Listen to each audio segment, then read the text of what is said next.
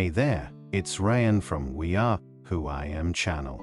Alright, let's talk about Sapiens by Yuval Noah Harari. I'm starting now the part 2. This book, my friend, is like a ticket to an epic journey through human history. Imagine you're sitting in a cozy cafe, sipping your latte, and someone starts spilling the beans about how language evolved from a tool for personal gain to the ultimate foundation for cooperation. Like, can you believe it? Language went from being this solo act to a whole ensemble performance, driving unity in bigger groups. Back in the day, our ancestors were like the town gossips, sharing stories about each other, from one end of the campfire to the other. Just like how we can't resist spilling the tea about someone's adventures, they couldn't help but spread the word about individuals in their communities. And guess what? This chit-chat played a huge role in turning small groups into big, harmonious ones. Fast forward to today, and we're still yapping away, just like our ancestors did.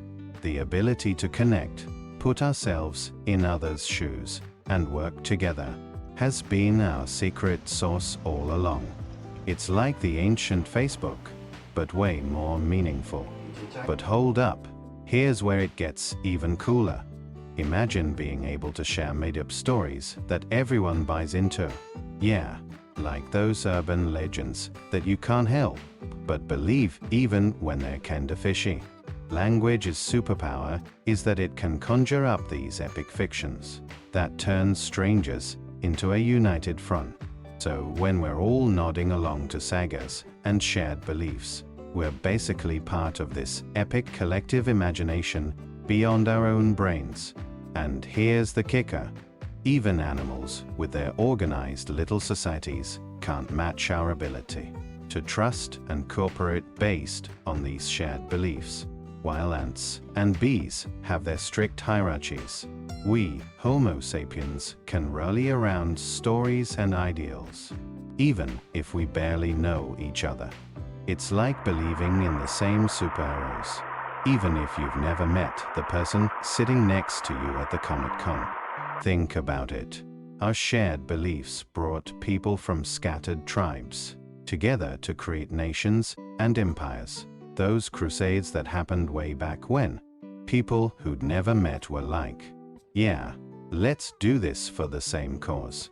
It's like a real-life version of assembling the Avengers, only with a historical twist. But hey, creating and maintaining these shared beliefs isn't exactly a walk in the park. Storytelling is hard, but making others drink the Kool-Aid? That's an art form right there. Throughout history, the big moments, the ones that changed the game, always revolved around this question. How do you get millions to believe in something? Be it gods, nations, or even a new iPhone launch? And let's not forget about the power of influence.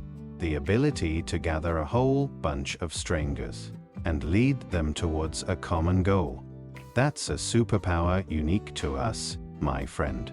It's like we leveled up in the game of life, while Neanderthals were still stuck in the tutorial. And here's where the rubber meets the road. The shared beliefs thing gave us the upper hand. While our Neanderthal buddies might have had the muscles, we had the ability to share ideas and construct intricate systems they couldn't even dream of. Empires, nations, and intricate structures. So long story short, our knack for sharing beliefs and stories set us apart in a big way. We can govern, cooperate, and thrive together even when we're not besties. It's like we grabbed the wheel of larger-scale cooperation and floored it, while Neanderthals struggled to keep up with the changing terrain. A little time travel through archaeological finds shows that we were swapping seashells for long-distance trade, while Neanderthals were stuck with local tools. Education also played a role in our rise to the top. It's like we've been thirsting for knowledge since day one. Nowadays, it's all about trust in systems, economies, and products. and for societies to evolve. Shared beliefs are the glue that holds everything together. Picture us back in the day, gathering around the campfire, exchanging stories of spirits and ancestors. It's like building trust brick by brick. And guess what? Education wasn't just a thing we picked up in school. It's like our ancient instinct to gather around, share knowledge, and learn from each other. It's what made us different from Neanderthals, who weren't exactly rocking the complex society vibe. But wait, there's more. Education didn't just help us learn. It opened doors to larger group activities. Like, while Neanderthals were hunting with their tight-knit squads, we were getting thousands together for a mega hunt. Talk about a buffet of resources. And you know what's crazy? One of our squads could haul in more assets than a Neanderthal gang ever dreamed of. It's like we were getting all the gold stars for team collaboration. As time rolled on, things escalated. Those resource grabs turned into conflicts that took a toll on our Neanderthal pals. And before you know it, they're out of the game, while we're still racking up points. The whole shared beliefs and cooperation thing, it was like our secret weapon for success. But wait, let's not pat ourselves on the back too hard. Sure, we've got rockets in space now, but are we really that far from our ancestors? Like, we've got these fancy gadgets and mind-bending technologies, but at the end of the day, our progress isn't light years away from theirs. Think about it. We've got computers, and satellites circling our planet. We've unlocked the mysteries of medicine and connected the world like never before. But don't let that fool you. There's still a bit of our cave-dwelling ancestors in us. Now, about that shift from hunting and gathering to agriculture.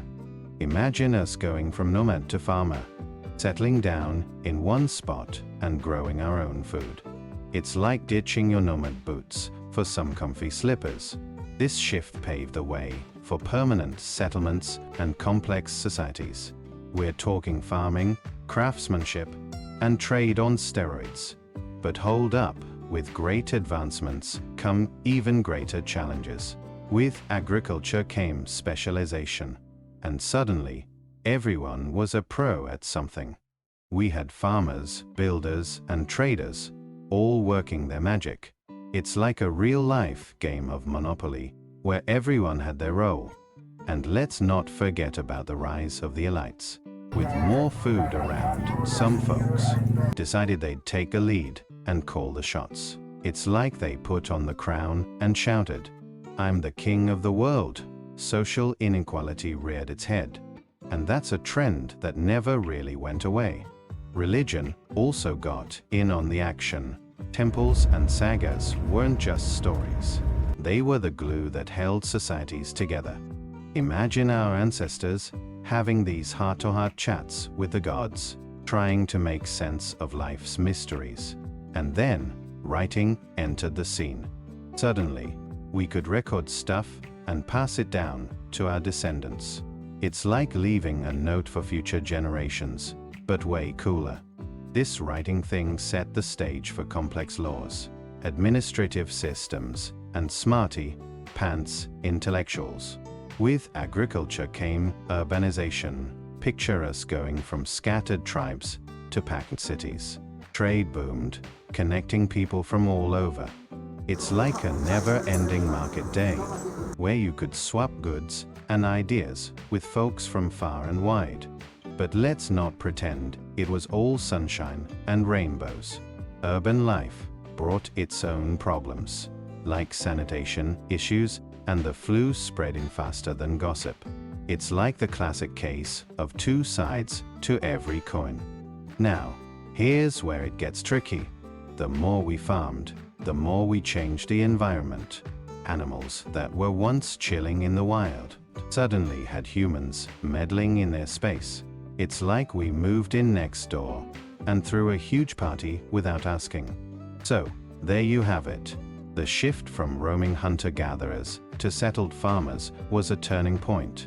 It's like we traded in our adventurer's cape for a farming apron.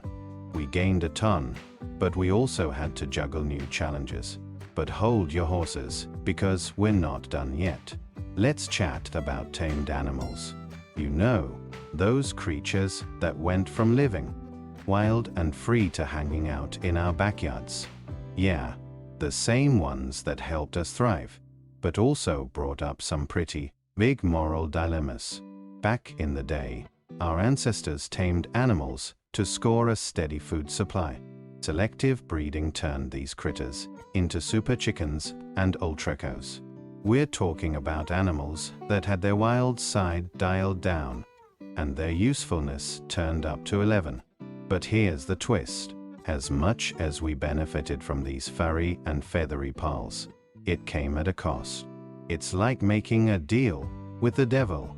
We got resources, they got a bit of a raw deal in terms of their natural instincts and lifespans. Let's dive into the meat industry for a sec. You know, the place where animals go from farm to table. Yeah, it's like a fast food joint, but for animals.